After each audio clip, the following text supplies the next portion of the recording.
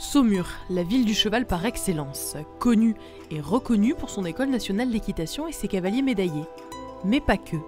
Juché sur une colline à quelques foulées de la maison mère, Nicolas Blondeau exerce son art. Il parle aux chevaux. Voilà, Pimpin. Voilà.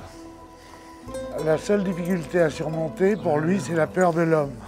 Donc la voix envahit le cheval et va l'orienter aussi. À pied, avec le cheval, il y a trois choses importantes. La position, là où on est, la main, c'est la position qui va permettre à la main d'agir, et la voix qui englobe le tout. Il est un peu brut de pomme, parce qu'il n'est pas encore éduqué. Tout à l'heure, il va vraiment rentrer dans l'éducation. Là, mon but, c'est lui donner la notion du bien et du mal. Ce qu'il a le droit de faire, ce qu'il n'a pas le droit de faire, c'est tout. En lui disant que c'est bien quand il fait bien, et en lui disant non quand c'est pas bien, le plus simplement du monde. La simplicité, son leitmotiv. Si certains le considèrent comme un chuchoteur ou une sorte de psychologue pour équider, son métier relève pourtant davantage de l'orthophonie. Nicolas apprend le langage à ceux qui se présentent à lui, et pour ça, il a sa méthode. Oui, voilà, bien, Pimpin. Là, ce que je veux lui faire comprendre, c'est d'abord lui donner les notions de respect. Parce que tout commence par le respect. On ne peut pas aimer quelqu'un qu'on ne respecte pas.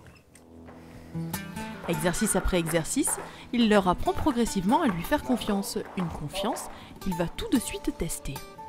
Le vent est un prétexte pour l'éduquer.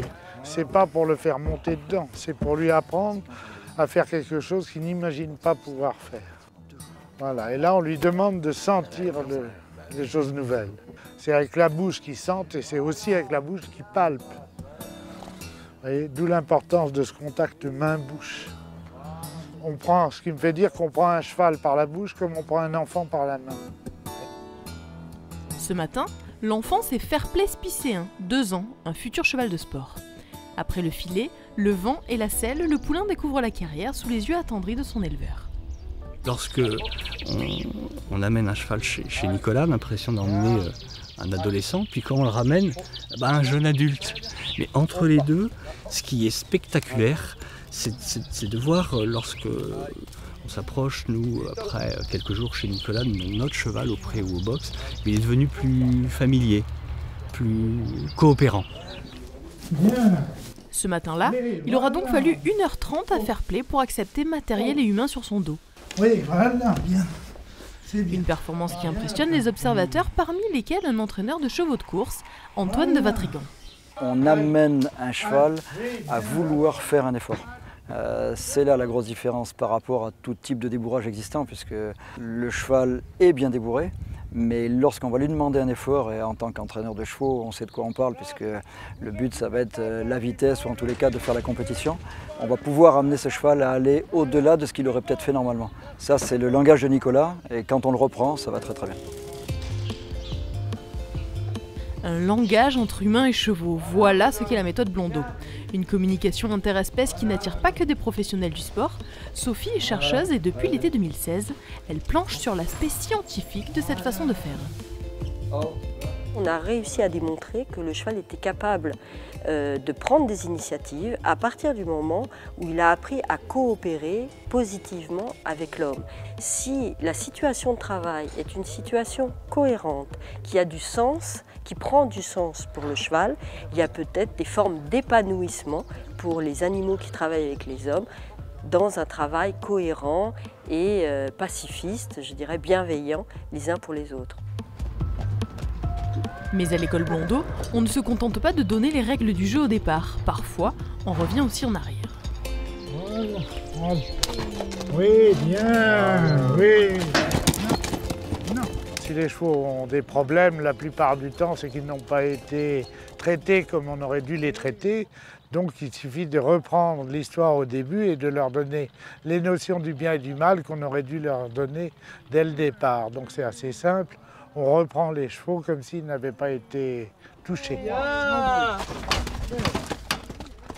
Génial. C'est bien, Pimpin.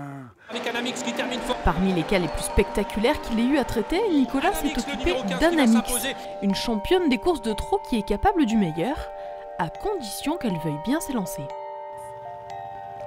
Annemiek, c'est une jument qui se bloquait dans l'aire de départ, au départ Volté à Vincennes. Donc c'est une jument pour laquelle les départs voltés étaient des départs assez brutaux, ce qui faisait qu'avec les problèmes de dos qu'elle devait avoir, ça lui a été difficile de partir violemment de l'arrêt au trot. Un problème nouveau pour lui, mais surmontable.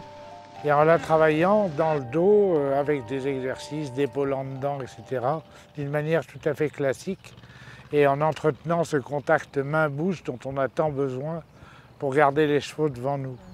À chaque problème, sa solution. Voilà une devise qui pourrait caractériser ce fils de chirurgien destiné à beaucoup de choses, sauf au cheval. Sa solution à lui a été l'observation, l'intérêt, cultivé depuis désormais plus de 30 ans. Son application, une méthode codifiée en 1995, lui permet de traiter aujourd'hui une moyenne de 150 chevaux par saison, aussi bien course que concours.